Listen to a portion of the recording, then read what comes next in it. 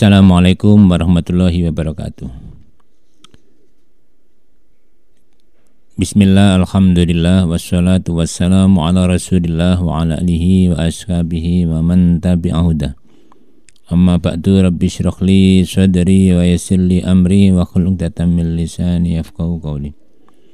Allahumma anfa'na ma 'allamtana wa 'allimna ma yanfa'una wa zidna ilman nafi'a. Kita awali ngaji sore ini dengan bacaan Ummul Quran, semoga barokah.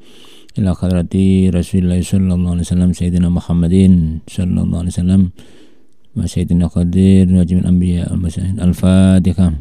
A'udzu billahi minasyaitonir rajim. Bismillahirrahmanirrahim. Alhamdulillahirabbil alamin arrahmanir rahim maliki yaumiddin iyyaka na'budu wa iyyaka nasta'in shiratal mustaqim shiratal ladzina an'amta 'alaihim waladdallin amin. Jusan dirohi mu'allif hadal kitab Imam Ghazali wa musyarrihihi Syanawawi wa larwahi abaina mahadina wa jitatina mu'assisi hadil jami'ah. Al-Fatihah. A'udzu billahi minasyaitonir rajim. Bismillahirrahmanirrahim. Alhamdulillahirabbil alamin arrahmanir rahim maliki yaumiddin iyyaka na'budu wa iyyaka nasta'in shiratal mustaqim shiratal ladzina an'amta 'alaihim waladdallin amin. Sahabat santri yang dimuliakan Allah, sore ini kita masih bahas tentang adab berteman ya. Kali ini kita lanjutkan tentang apa manfaat kita mau mendengar nasihat orang lain. Bismillahirrahmanirrahim. Allahumma shalli ala sayyidina Muhammad. Fassa'idu man wu'idha bi ghairihi. Fassa'idu mongko utahe wong kang bahagia iku man wong wu'idha kang nerima nasihat, dinasehati maksudnya.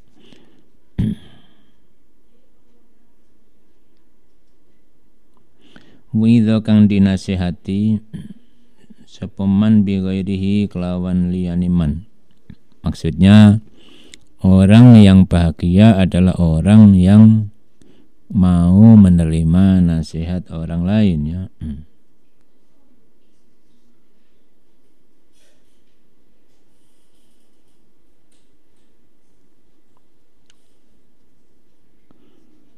Wal mukminu utawi wong mukmin iku mir'atul mukmini, cermin wong mukmin kang liya. Jadi orang mukmin merupakan cermin orang mukmin yang lain. Artinya apa?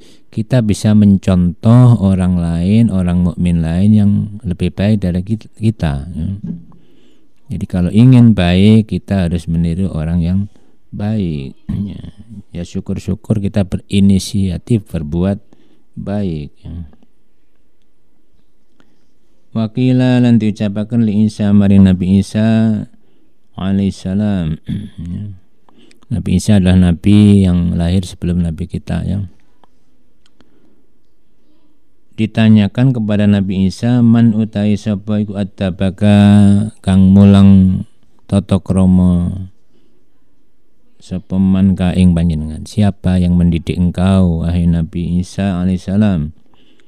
Faqala mongko ngucap sapa Nabi Isa, adabani mulang tata krama ing ingsun sapa ahadun wong suwiji.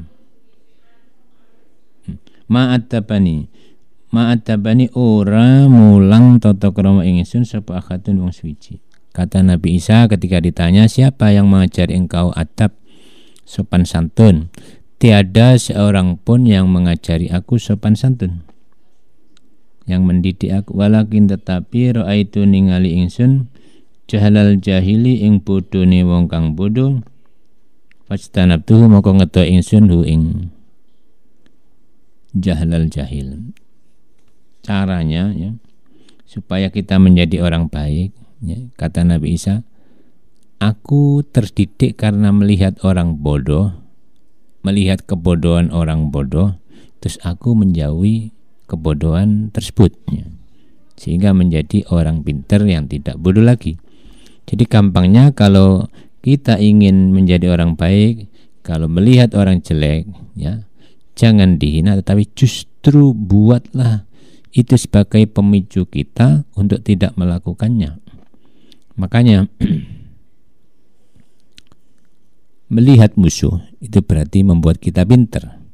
Melihat orang jelek itu berarti ilmu bagi kita, jangan sampai seperti dia. Ya.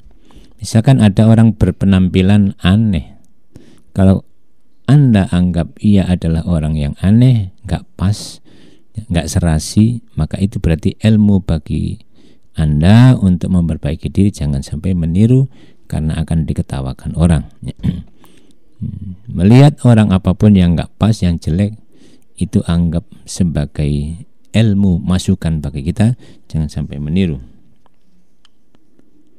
Walaqad saddaqa lan teman beneraken sapa Nabi Isa ala nabi na ing atase nabi kita.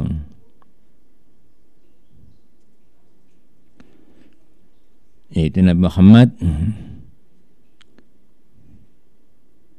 Wa alaihi iku mung tetep ing atase nabi na as-shalatu ta tambah rahmat wassalamu lan keselamatan. Fala wij tanaba mongko lamun ngedoi sapa nasu para manungsa ma ing barang yakronohu kang benci sapa nasu ing ma. Andaikan manusia menjauhi apa saja yang mereka benci, ya, yang nggak suka ia jauhi, ya, apa saja yang ia lihat nggak suka ia jauhi, min ghairim saking liyanin nas, lakamulat yaktine sempurna apa adabuhum pira-pira tata kramane nas. Wastaghnau lan semuge orang butuhaken sapa nas anil muaddibina saking pira-pira pendidik. Jadi andaikan manusia melihat sesuatu yang tidak menyenangkan dari orang lain, ya, kemudian dia menjauhnya, maka itu berarti orang lain ia jadikan guru yang mendidik tata krama dirinya. Jadi kalau nggak ada orang yang kalau ada orang yang nggak baik, anggap sebagai contoh nggak baik, maka jauhi.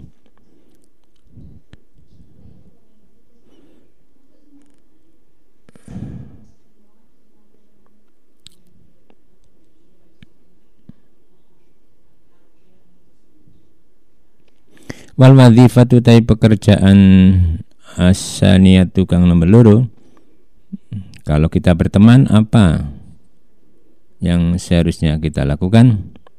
Iku mura'atu huquqis suhbati, ngreksa pira-pira hak kekancan, ya. Kalau kita berteman, maka kita harus menjaga hak-hak pertemanan. Hak teman harus kita berikan, ya. Hak persaudaraan harus kita berikan, ya.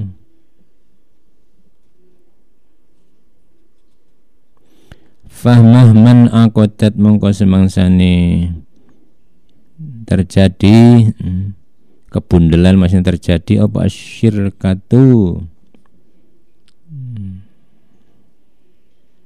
kerjasama,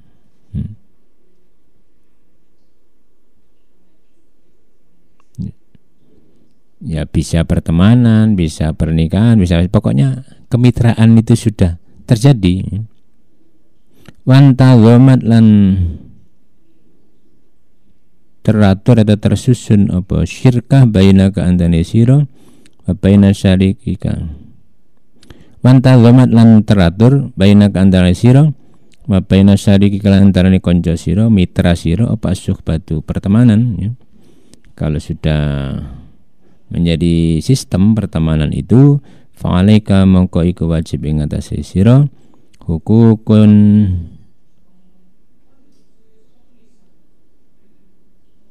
utawi pira-pira hak yujibu kang majibakan hukuk apa aktus suhbati akad pertemanan, ya, perjanjian kemitraan.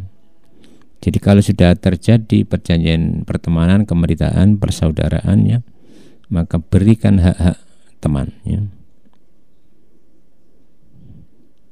Wa fil qiyami lan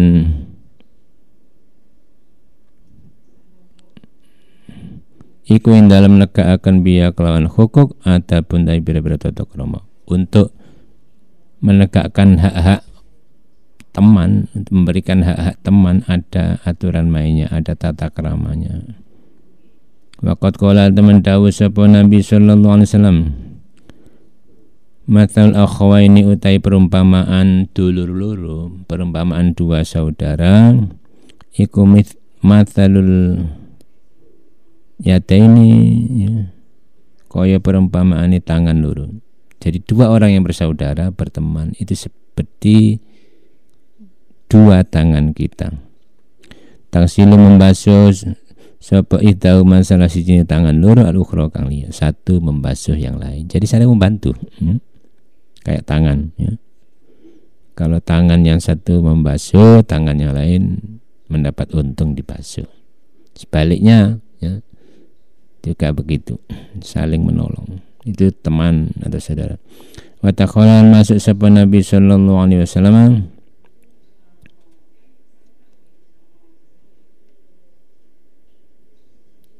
ajamatan ing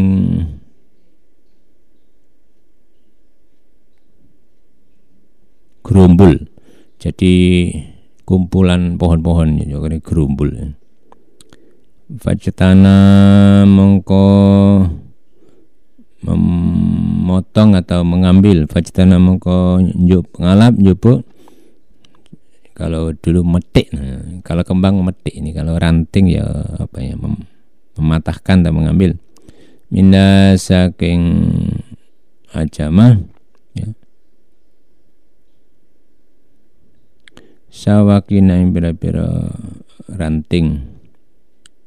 Akhaduma ta salah sijine sawakaini apa minda fajana mangko memetik atau mengambil sapa Nabi mundut minda saking ajamah sawakaini siwakaini utawi kayu loro. Siwaka ini utawi kayu loro, maksudnya dua ranting. Siwaka ini utawi kayu loro. Akadu mau utawi salah siji jenis siwaka ini iku muwajjun, bengkok. Jadi salah satu dari kayu itu ada yang bengkok.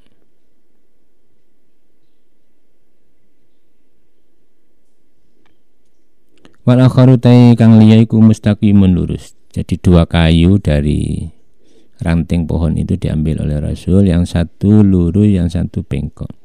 Maka ono iku mau sertane Rasul sapa ba'du ashabi pira sebagian pira-pira sahabat Rasul, fa'tau mongko maringi sapa Rasul ing ba'du ashabi al-mustaqim ing kang lurus. Nabi memberikan kayu yang lurus kepada sahabatnya.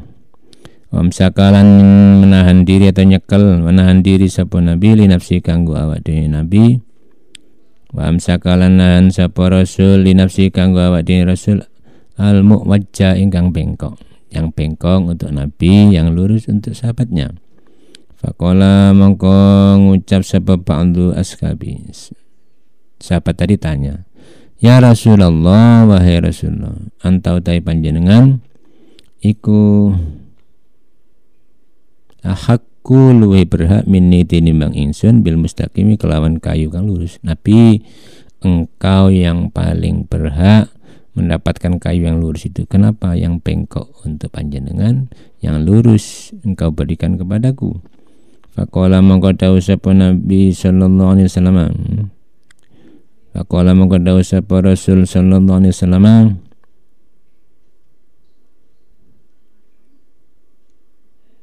ma min sohibin ora ana saking kanca yaskabu kang ngancani sapa sohib-sohiban ing kanca kang liya walau saatan senajan iku sesaat, senajan sedilut satu waktu, walau saatan senajan iku satu saat satu waktu, min naharin saking awan illa kecuali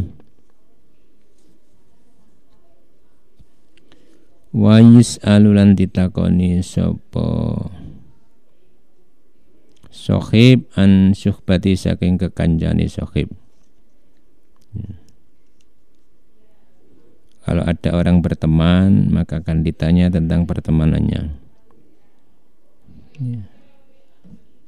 Hal aqoma apa nekaaken sapa sohib ya ing dalem syuhbah haqqallahi ta'ala ing haqi Allah ta'ala.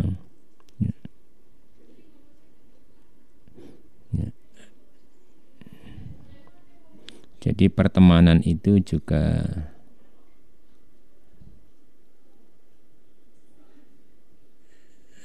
ada tanggung jawabnya ya.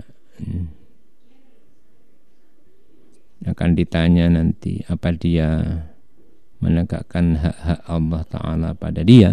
Artinya kalau ada temannya bengkong ya harus diluruskan ya.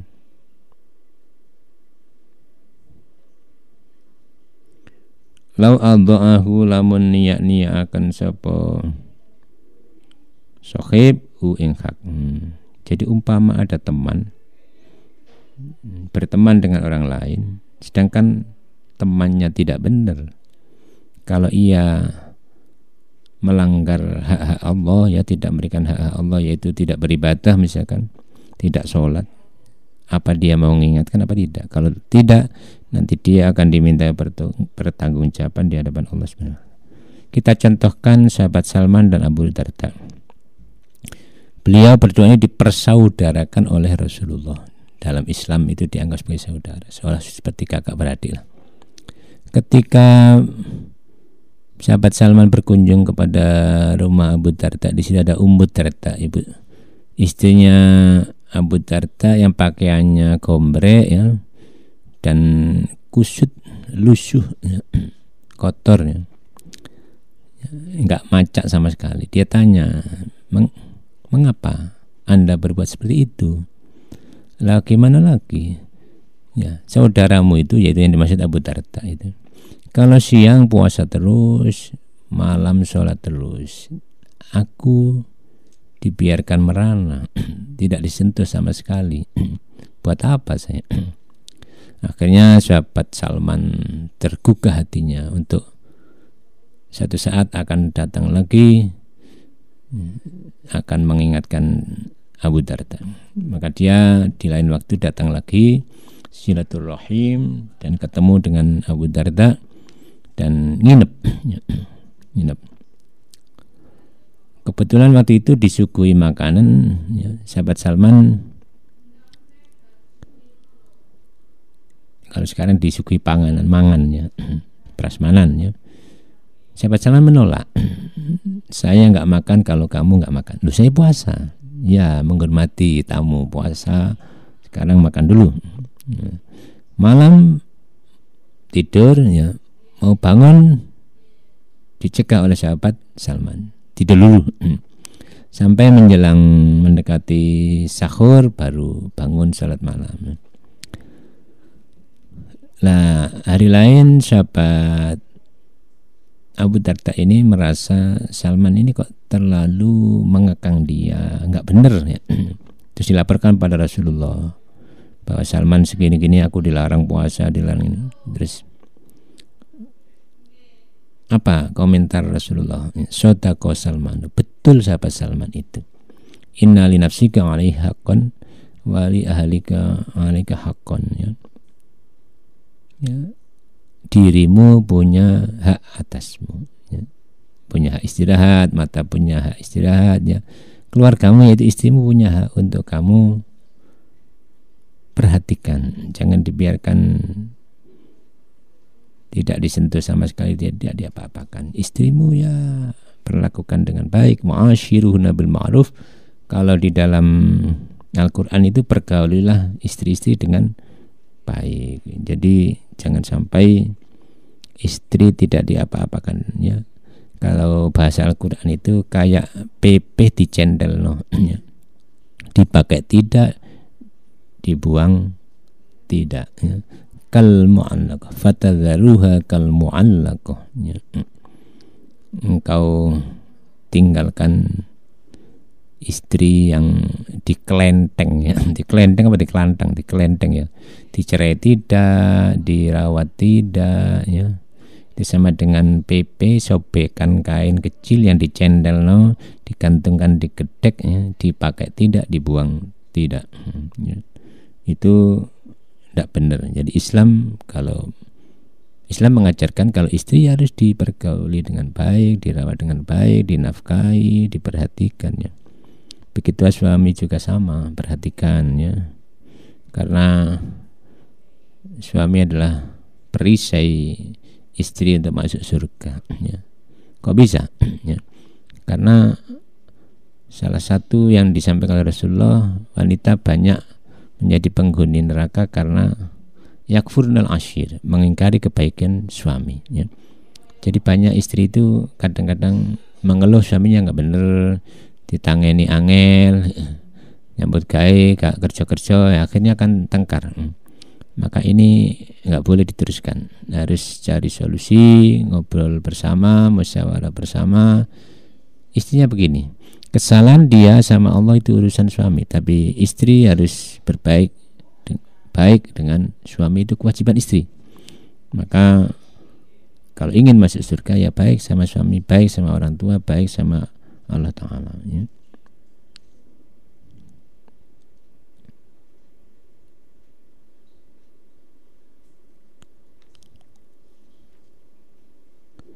Waqalan dawu sapa Nabi sallallahu alaihi wasallam, Mas tohaba ora kekancan sapa isnani wong loro, qattu kelawan babar pisan, illa kecuali wakana ono sapa akhadu malas salah sijine ithnani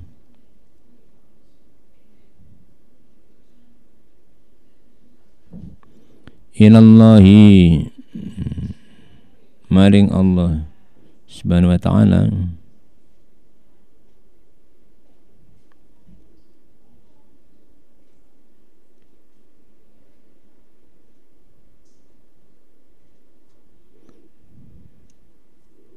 iku wakana lan ono illa kecuali wakan ono sopo ahabbuhuma paling disenengi wong loro ilallahi maring Allah, iku arfaqahuma paling welase isnani bisa kewi kelawan konjone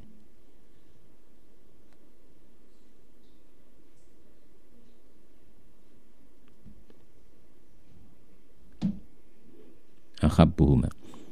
Jadi begini, sabda Nabi itu, tiada dua orang yang berteman kecuali, ya, yang paling disenangi oleh Allah adalah yang paling sayang kepada temannya.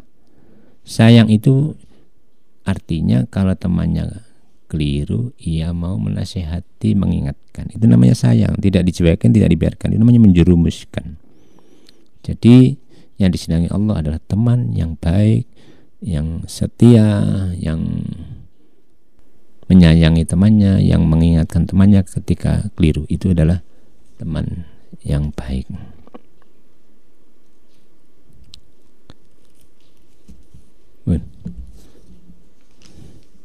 Saya kira itu mungkin ada pertanyaan yang bisa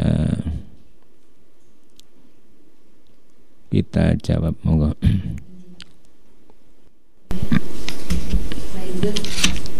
Ini ada beberapa pertanyaan yang dijaring dari media sosialnya Suara Tepiran.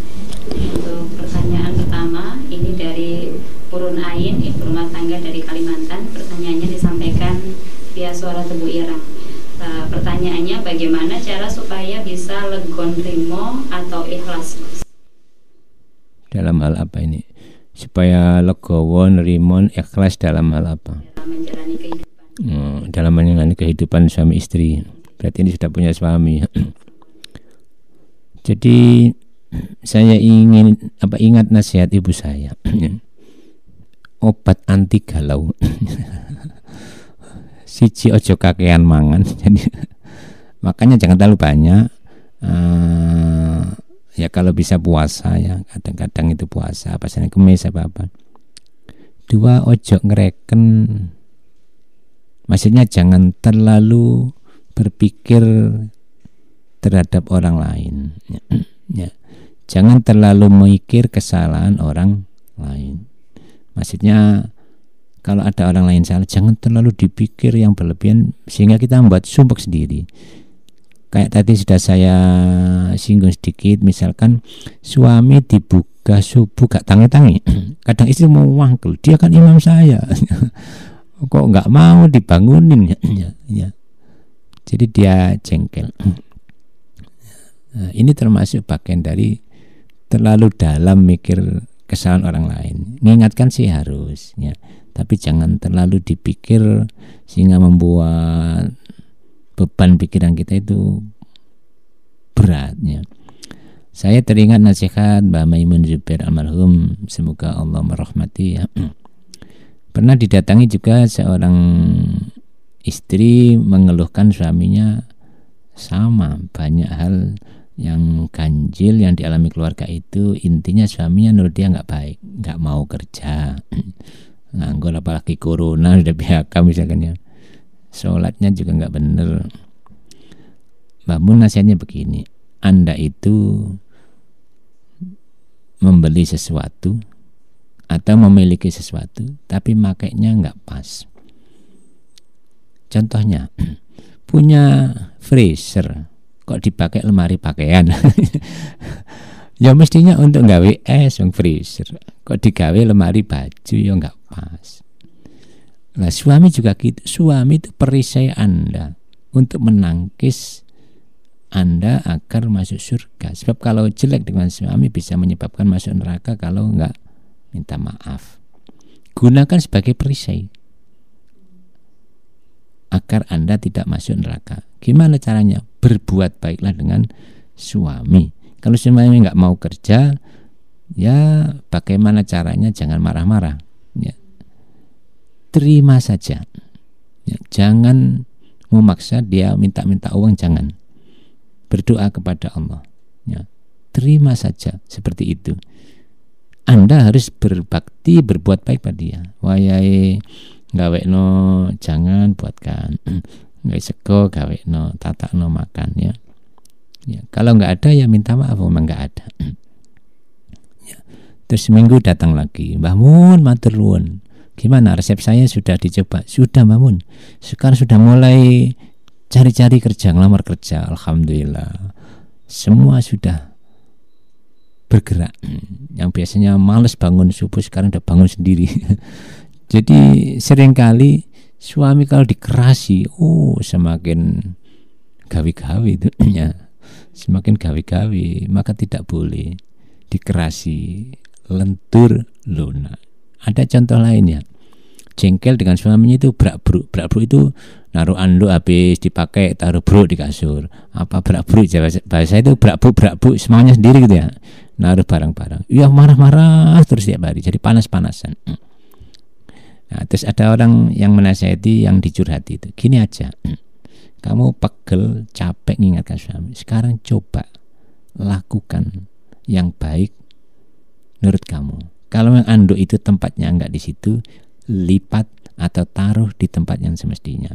Kalau suami Anda meletakkan cingkir di dapat temannya, taruh cingkir di tempatnya. Dicoba beberapa hari, ternyata suaminya berubah total. Jadi sekarang kalau habis anduan sudah dicendel ya, cingkir habis pakai taruh, dicuci taruh di tempatnya, piring sama. Jadi caranya gitu, lemah lembut, suami akan menjadi lembut. Nah, jadi anti galau itu tadi, ojo kakean mangan. 2, jangan terlalu mikir kejelekan orang lain, termasuk teman dekat suami. Kata Mbak Ye dulu ketika nanya Yusani bakal rujak, "Yu, konco sampean di mana?" "Konco sinten Mbak Yai?" "Ya konco terdekat, satu ranjang." Oh, iya. Ya, itu kan bahasa Al-Qur'an seperti itu. Bahasa hadis sama asyir. Asyir itu teman pergaulan yang dekat, itu asyirnya. Makanya jangan sampai Seperti dalam hadis, wanita banyak masuk neraka karena yakfurnal ashir, mengingkari kebaikan teman dekat, yaitu teman suami. Kadang-kadang kan memang ada istri yang seperti itu ya. Suami pergi jauh, diolehno semongko.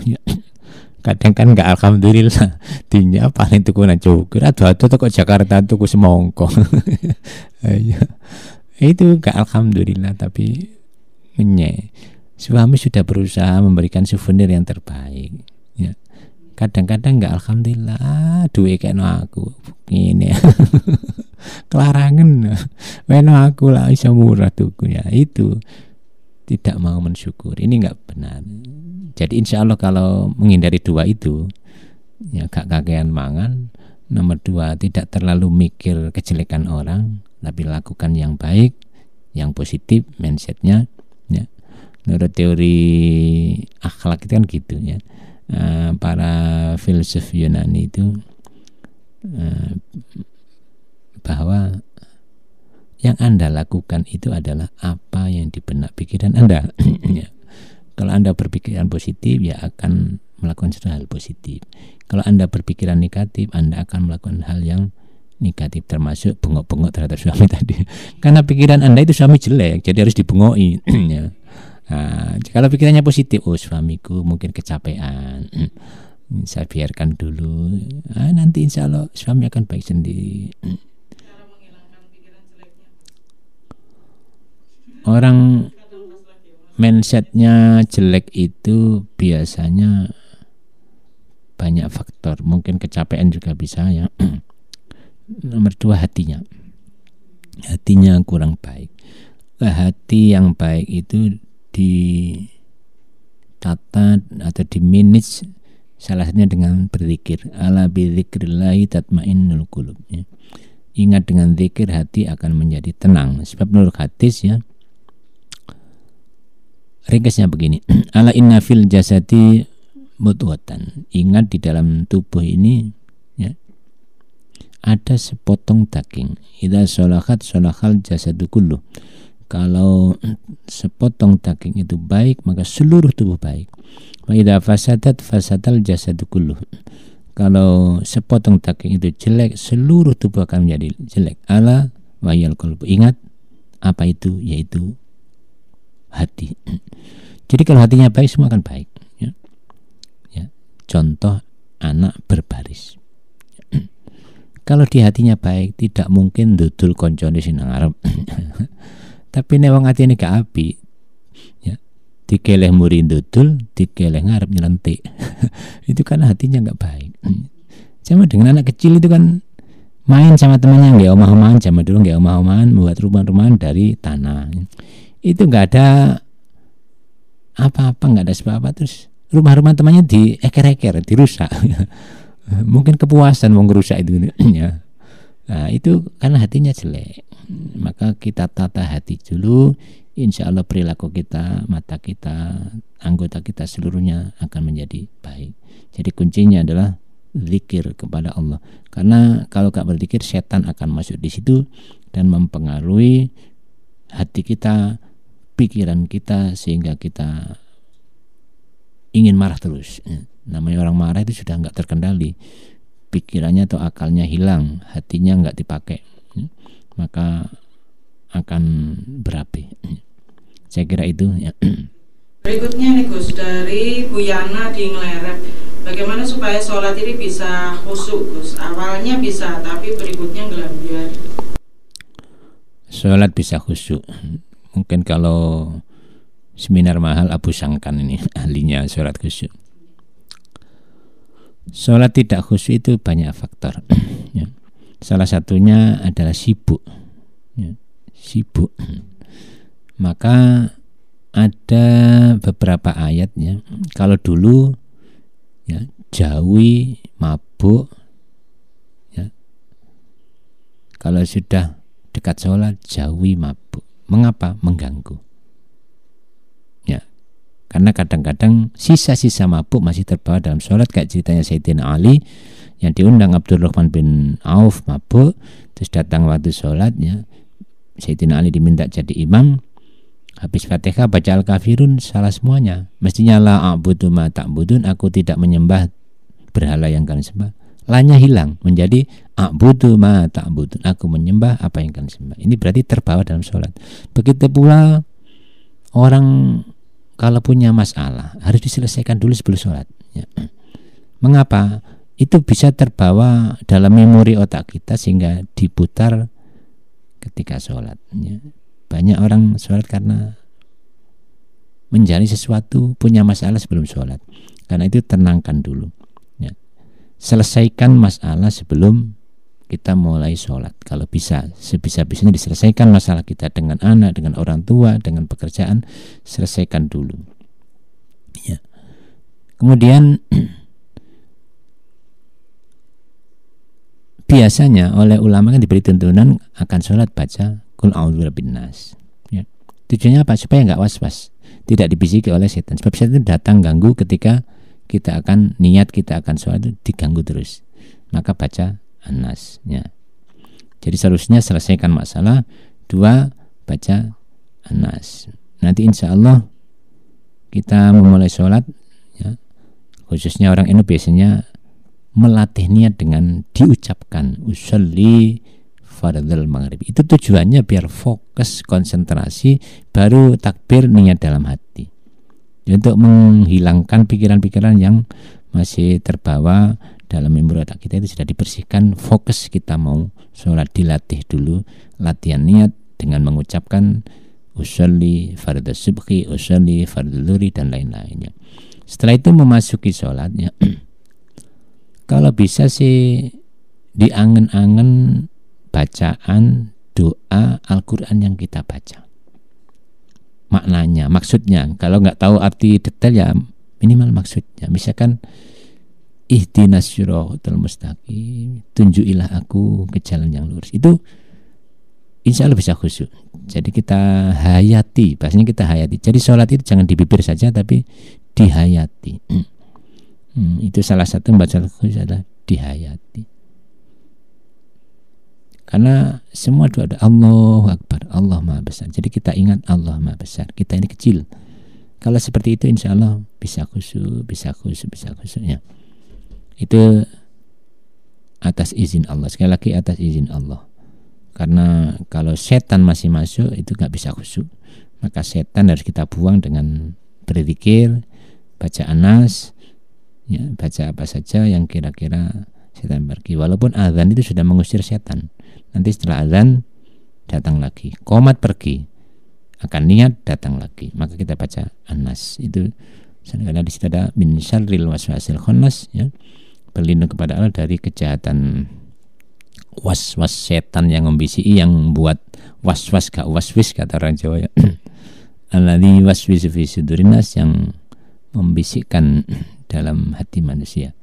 Itu salah satunya tidak bagus. Sebab menurut para praktisi ya, orang kalau sudah kemasukan setan, bahasa saya itu setan karena jin yang jelek itu kadang-kadang juga membuat sholatnya itu nggak bisa khusyuk karena diganggu di dalamnya, sudah dikuasai oleh makhluk halus itu, sehingga hatinya dikuasai, pikirannya dikuasai, sehingga nggak akan bisa khusyuk. Maka setan itu harus dikeluarkan dulu.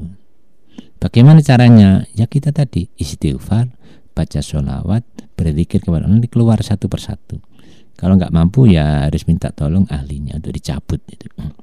Tapi yang pokok adalah berzikir, itu akan keluar dengan sendiri, terurai lah. Ya, terurai keluar satu persatu. Sebab kalau di tubuh kita sudah ada setan yang kata Nabi masuk ke dalam darah dan ikut aliran darah, itu biasanya kalau satu sudah masuk maka dia akan mempengaruhi teman-temannya, kroni-kroninya untuk ke situ, melumpuk. Gampangnya seperti ini. Kalau ada penjual satu nempat di pinggir jalan di depan rumah kita, kita izinkan. Suatu saat pasti 10 akan datang, tetangganya akan diajak semua. Nah, setan juga sama di tubuh kita, maka harus kita keluarkan ya. Salah satu yang datangkan setan adalah sebetulnya kita sendiri yang lengah, tidak berzikir. Nomor 2, suka marah-marah. suka marah-marah, galau, ngelamun, ya. Jadi isinya ketakutan yang berlebihan atau sering takut, sering terkejut, galau, ya, ngelamun maksudnya, ya. Kemudian punya keinginan tidak tercapai dan dipikir berlebihan. Jadi 4 itu kalau nggak. Jadi sering ketakutan, sering terkejut, punya keinginan nggak tercapai, terus apa tadi? Nah itu jadi sering takutan, sering ketakutan, sering terkejut, ya. Kemudian punya keinginan nggak tercapai dan suka melamun, ya. Ya kurang berzikir kepada Allah. Jadi jangan suka marah. Ini istilahnya kalau marah itu portal kita, ya. Jadi pintu masuknya barang-barang gaib itu terbuka, bisa terbuka, ya. Sehingga mudah. Harus ditutup dengan apa? Dengan zikir tadi, dengan ayat kursi, dengan zikir kepada Allah, istighfar, salat akan tertutup, ya. Sebab kalau sudah bolong nggak ditutup nanti gampang kemasukan lagi. Nah itu salah satu salat tidak khusyuk karena dimasuki oleh setan yang bersarang di tubuh kita. Nah, Ben?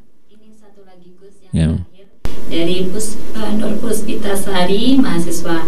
Apakah kita boleh mempercayai Google yang tidak ada hukum dasar agamanya tanpa bertanya kembali kepada orang yang sudah ahli atau kiai?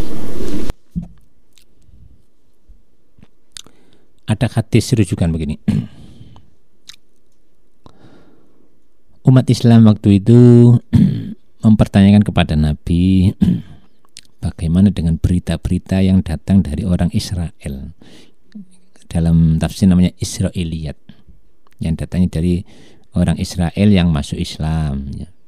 Kan yang banyak berita-berita tentang Nabi itu dari mereka, dari orang Israel, orang ahli kitab Yahudi Nasrani yang masuk Islam. Bagaimana Nabi kita itu? Boleh nggak percaya sama omongan mereka, ya. Nabi kemudian bersabda, balighu anni walau ayatan, sampaikan dariku walau 1 ayat. Ulama menafsiri walau sedikit. Wa haditsu an bani Israila wala kharuja, ceritakan dari Bani Israel yang dimaksud ahli kitab tadi. Kalau sekarang ya orientalis mungkin, ya. Wala kharajatin, dan tidak ada dosa. Wakat tisuan bali Israel wala kharaja. Faman kadzaba alim ta'amidan falyatabawwa maq'adahu minan nar. Siapa yang membawa Nabi dengan sengaja, maka silakan menyediakan tempat duduknya di neraka. Itu artinya apa? Boleh menerima berita dari siapapun, tapi harus disaring. Boleh Anda menerima dari orang Bani Israel.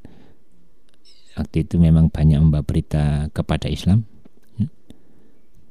Tetapi ingat, ya, harus diseleksi. Ya alladzina amanu in ja'akum fasiqun binaba'in fatabayyanu, ya. Wahai orang yang beriman, ketika datang kepada kalian orang yang fasik itu juga melanggar ajaran agama, termasuk bohong, dusta, ya. Binaba'in membawa suatu berita, termasuk wartawan ini, ya, membawa berita, memuat berita, fatabayanu, maka check and recheck, perjelas, ya, harus dikonfirmasi benar apa enggak, ya. Maka di Google sama. Google itu adalah bukan lembaga pentaskheh berita. Google itu cuma, ya, almari. Di situ ada loker-loker.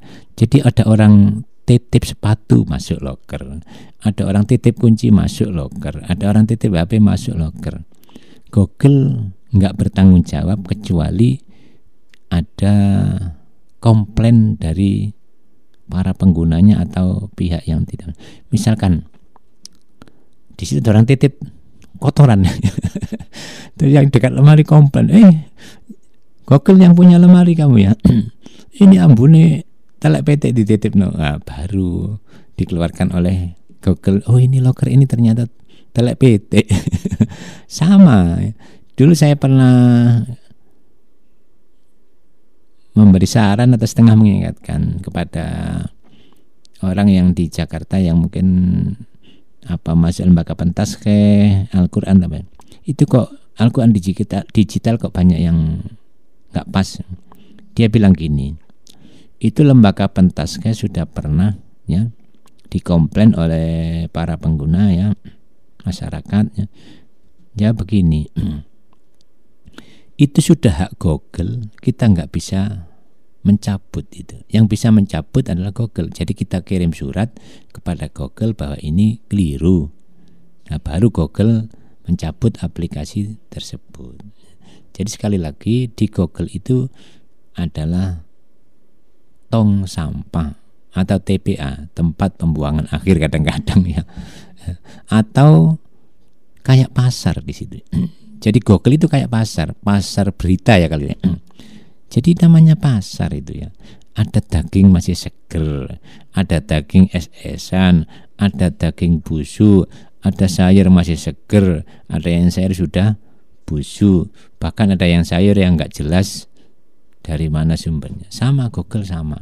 Jadi ada berita yang di situ mungkin ada bukunya ya, ada buku, ada artikel yang bagus-bagus, ada skripsi atau tesis yang dimasukkan di situ ya, diupload ya, ada karya ilmiah ya, jurnal keilmuan, ada yang tugas mahasiswa di situ ya.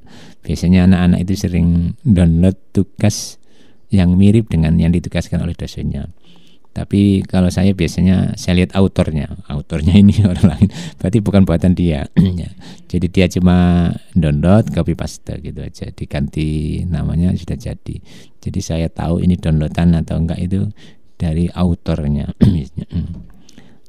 Jadi sekali lagi menurut Islam ya harus kita cek berita itu. Google juga sama, apalagi kontennya agama ya, harus kita lihat sumber yang valid ya. Ada hadis yang mengancam orang yang selalu menyebarkan berita bohong ya.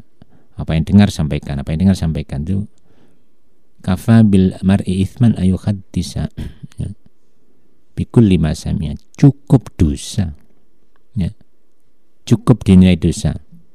Ayuhadditsa bikulli ma sami'a, apabila orang itu menceritakan sesuatu yang ia dengar ceritakan. Itu bisa menanggung kebohongan dan menanggung dosa.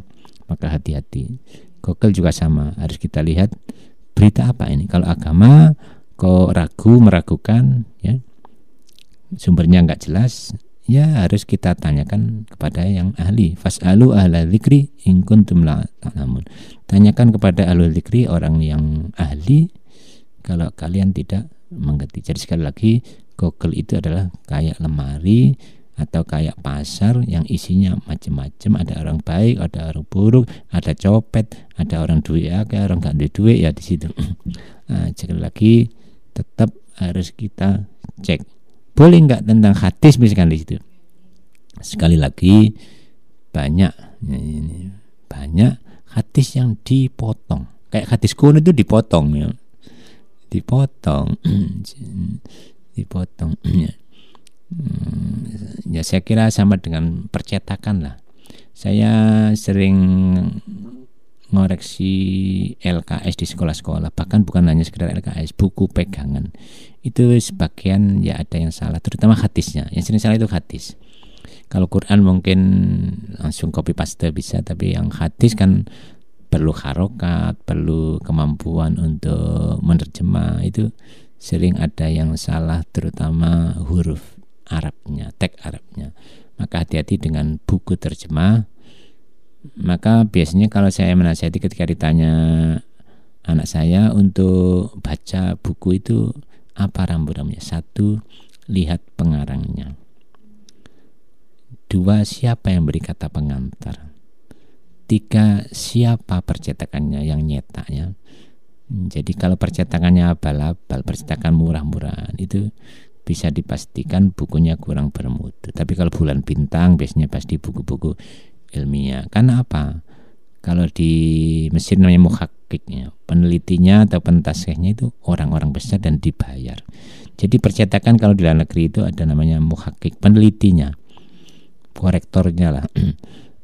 Editor juga termasuk. Ya itu biasanya ada yang editor beneran, maksudnya kerja, ngoreksi, dibayar. Ada yang cuma namanya dicantumkan untuk membuat laris bukunya. Jadi namanya muhakkik yang cuma formalitasnya, murah bayarnya. Karena cuma namanya dicantumkan. Nah, biasanya kalau kitab-kitab agama, hadis carilah di sumber aslinya, kutubus sitah. Jadi sekali lagi cari di sumber asli. Nomor 2, jangan percaya pada satu situs atau satu buku. Harus baca yang lain karena buku satu bisa membetulkan buku yang lain, ya, memberi wawasan kita. Jadi sekali lagi jangan baca satu buku. Saya pernah didatangi oleh seorang dosen yang marah-marah karena dia melihat satu buku, kebetulan waktu itu tentang NU. Saya lihat gambarnya itu orang tanpa kepala. Dia marah-marah. Lah Bapak sudah baca isinya? Belum loh. Kok bisa bisa marah-marah? Katanya buku ini nggak bener. Dari mana? Baca aja belum, kok sudah marah-marah. Itu contohnya orang. Jadi kadang kita ini malas baca. Jadi saya ingat nasihat pemulung ya. Ada dokter yang pemulung. Jadi dulu kena masalah politik ya. Ya, saya lupa namanya, itu di hitam putih waktu itu ya.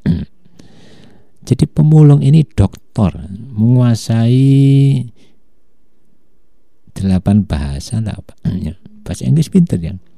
Menjadi pembicara internasional dia juga. Tapi di sini menjadi pemulung. Nah, itu sekarang menggiatkan nulis buku dan membuat perpustakaan. Bahasa dia, di luar negeri itu orang banyak baca, ya. Maka dia menyarankan atau menggerakkan, bukan menyarankan, menggerakkan. Dengan keinginannya ia menggerakkan nanti orang mau baca, mau berpikir dan mau menulis. Menulis itu terakhir ya. Minimal mau baca.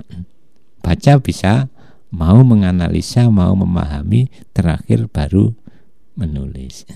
Itu pemulung. Jadi sekarang ini membuat perpustakaan dari hasil mulung sebagian dan dari tulisannya sendiri. Jadi pemulung yang banyak menulis buku. Ini saya kira antik. Perlu dicontoh. Walaupun pemulung masih menyempatkan waktu untuk menulis. Jadi menyebarkan ilmu. Saya kira itu. Jadi untuk berita apapun harus dicek, baik dari TV, dari Google, dari apa saja ya. Ya. Kalau dulu namanya surat kaleng. Hati-hati istri dapat surat kaleng. Bisa ngamuk kepada suami dan akhirnya kecewa, sedih ya, menyesal karena apa? Ternyata suratnya surat kaleng yang fitnah. Kalau sekarang berita hoax atau hoax ya. Saya kira itu mudah-mudahan ada manfaatnya. Wabillahi taufiq wal hidayah wal ridha wal inayah. Wassalamualaikum warahmatullahi wabarakatuh.